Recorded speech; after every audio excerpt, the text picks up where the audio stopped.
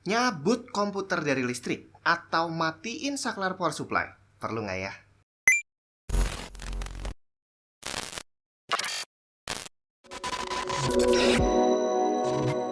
Halo semua, Jun di mana? Pertanyaan tadi itu banyak banget yang nanyain.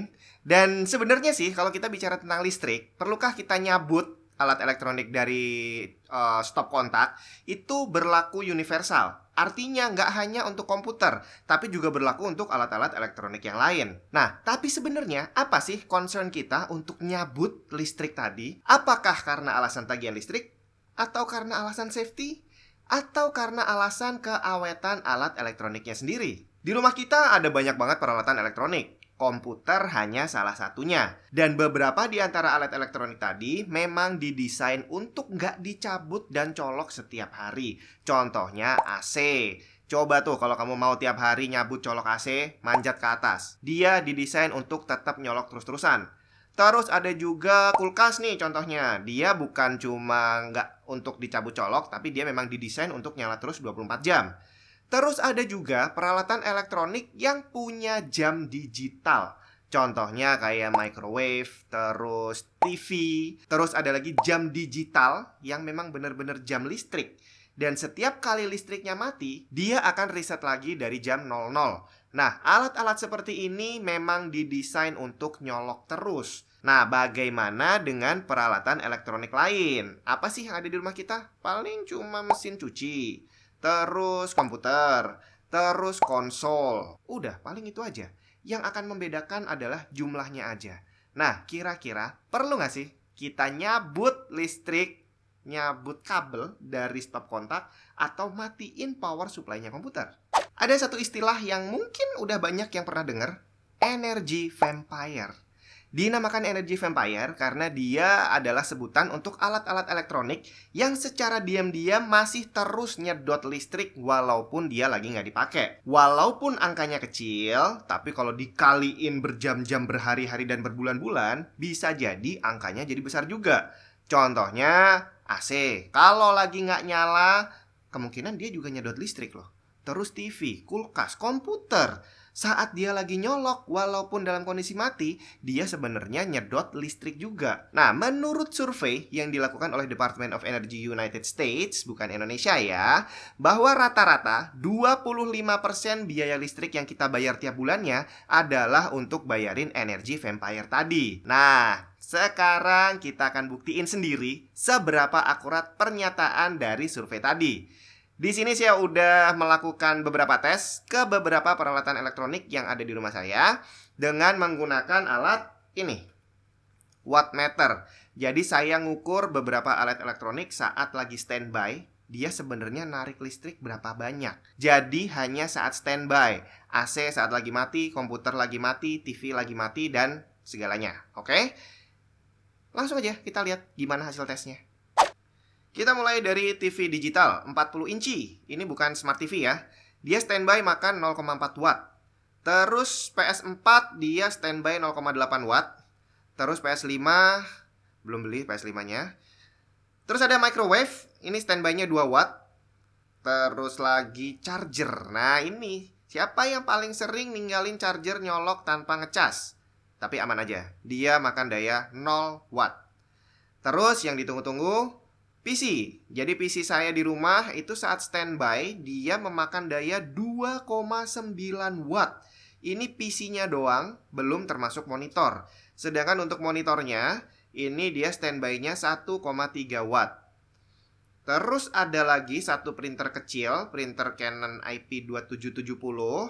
Ini kondisi standby, dia makan daya 0,3 watt.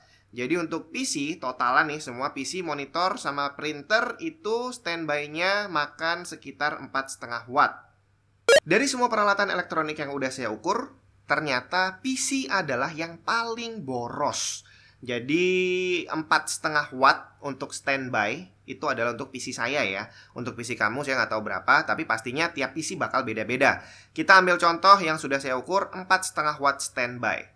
Kira-kira kalau saya cabut aja nih listriknya untuk memastikan dia makan 0 watt, berapa yang bisa saya hemat? Dalam kondisi standby, untuk bisa mencapai pemakaian 1 kilowatt, maka PC tadi harus standby selama 222 jam.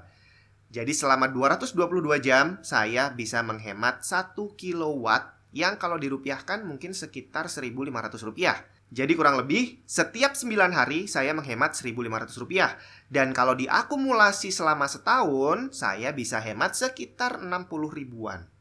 Nggak banyak ternyata ya. Dengan perhitungan yang sama, kalau saya nyabut TV dari listrik, maka setiap 2.500 jam, saya bisa menghemat Rp1.500. 2.500 jam itu berarti setara dengan 3 bulan. Setiap 3 bulan saya bisa menghemat 1.500. Kok kayaknya nggak terlalu signifikan ya? Tapi jangan salah, itu kalau kita ngitung secara individu. Kalau diakumulasi satu rumah, atau mungkin diakumulasi satu RT, angkanya bisa gede banget. Menurut The Natural Resources Defense Council, ini lagi-lagi dari US ya, bahwa konsumsi daya standby electronic devices itu menghasilkan 44 juta ton CO2. Karena listrik yang kita pakai ini masih menghasilkan CO2 di pembangkit listriknya sana. Jadi kita jangan hanya ngitung untuk pemakaian kita pribadi, tapi kita juga harus memperhitungkan pemakaian seluruh negara. Dan kalau dikumpulin, ternyata bukan cuma biaya, tapi polusi yang dihasilkan juga cukup tinggi. Oke, tapi kita coba kesampingkan polusi, bukan kita nggak peduli. Kita mau coba aja untuk analisa ya. Kita kembali lagi membahas masalah penghematan biaya. Secara angka, memang angkanya nggak gede. Untuk pengeluaran kita pribadi mungkin nggak terlalu berat ya. Nggak ngaruh lah kamu nyabut atau nggak nyabut. Tapi kita coba analisa dari sudut pandang yang lain. Dari segi safety, apakah lebih baik dibiarkan nyolok atau dicabut aja? The US Consumer Product Safety Commission, lagi-lagi dari Amerika, menyarankan kalau alat elektronik kamu nggak dipakai, lebih baik dicabut aja. Alasannya adalah alat elektronik yang dicabut tidak bisa menyebabkan kebakaran dan nggak bisa nyetrum orang. Make sense sih. Dan kalau kita bicara tentang safety, hal inilah yang memang dari awal harus kita perhatiin. Apalagi tentang PC gaming. PC gaming itu makan listrik gede banget. Yang low end aja bisa makan 300 watt lebih. Yang high end bisa sampai 900 watt mungkin ya. Nah, kabel yang menghubungkan antara PC dengan listrik cuma satu doang. Masa sih satu kabel kamu masih pakai yang kabel rusak juga? Dan kalau kamu pakai terminal, bukan terminal bis ya, tapi yang hub colokan listrik yang banyak itu, pastiin kamu pakai yang kualitasnya bagus. Dan pilih yang kabelnya jangan terlalu tipis. Alasan berikutnya adalah power surge atau lonjakan tegangan yang cukup besar. Penyebab power surge ini ada banyak. Salah satunya adalah dari yang reguler memang terjadi dari pembangkit listriknya. Itu nggak bisa dihindari. Dan yang paling ekstrim adalah dari petir. Idealnya di setiap rumah ada instalasi surge protection. Tapi pada prakteknya, hanya sebagian kecil rumah di Indonesia yang punya instalasi ini. Dan seandainya pun terpasang, surge protection yang paling bagus sekalipun tidak bisa 100% melindungi dari petir. Jadi satu-satunya cara untuk bisa melindungi alat elektronik kita dari power surge adalah dengan nyabut dari stop kontak. Nah, tapi kalau kita bahas tentang kesehatan alat elektroniknya sendiri, kesehatan komputer kita, mana yang lebih baik? Mendingan dicolok terus atau dicabut? Atau mendingan matiin saklar power supply-nya?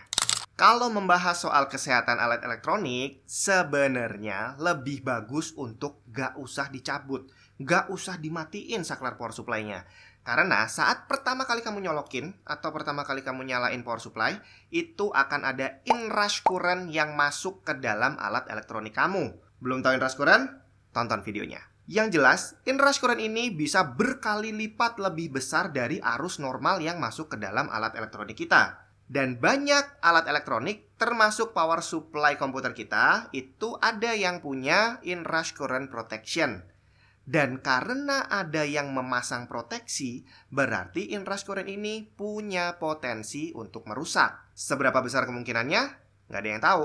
Karena di sekitar saya itu semua orang punya kebiasaan masing-masing. Ada yang terbiasa nyabut komputer, ada yang enggak, ada yang suka matiin lewat saklar, ada juga yang enggak. Dan saya nggak bisa menyimpulkan mana yang lebih bagus. Karena kalau dilihat secara mata awam ya nggak ada yang lebih baik sih. Nggak ada yang PC-nya cepat rusak, nggak ada juga yang awet banget sampai bertahun-tahun.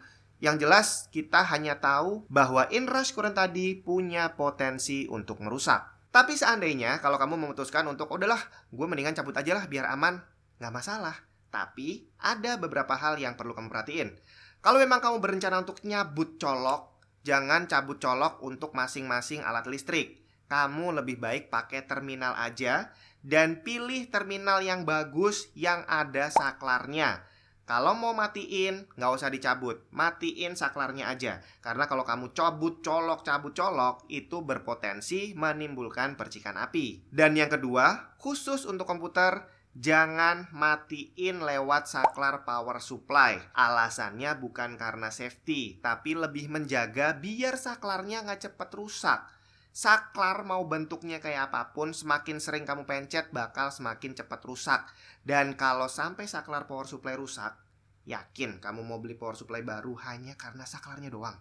Jadi gimana kesimpulannya? Apakah lebih baik nyolok terus atau dicabut aja? Hasilnya adalah seri. Dari segi ekonomis, dari segi biaya listrik, nggak terlalu ngaruh lah ya. Jadi mau dicabut mau dicolok sama aja. Yang kedua dari segi safety, ini lebih baik dicabut karena mengurangi resiko kebakaran, nyetrum orang, dan kena petir. Dan kalau dari segi kesehatan alat elektroniknya sendiri, lebih baik nggak usah dicabut. Jadi kamu mau pilih yang mana, terserah kamu. Terus gimana dengan tim TNT? Nggak ada yang pernah nyabut listrik dan nggak ada yang pernah matiin saklar power supply. Sampai ketemu di video yang lain.